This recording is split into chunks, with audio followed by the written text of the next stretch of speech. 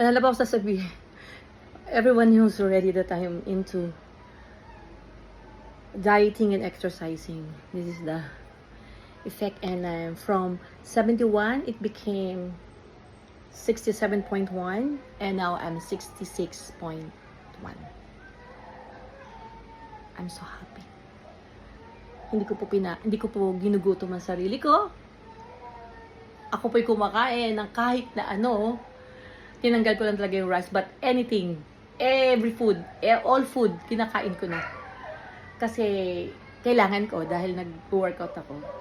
Guys, niyaya ko kayo na maging healthy lifestyle na po tayo. It's about time, lalo na sa mga, as a nurse po, ang dami pong cancer po ngayon. Of course, we cannot avoid that kung talaga nasa genes nyo. Hereditary po, but let's do something. Baka makatulong, di po ba? Baka add ng pag-care sa ating katawan. So, ingatan niyo sarili niyo at always, tumutulog po sa mata ko. Teka lang, tumutulog po sa mata ko yung...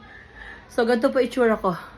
Kapag ako'y pawis sa pawis, basang-basa po yung damit ko. And I'm so happy. Another day for me. Wagi! 66.1. So happy.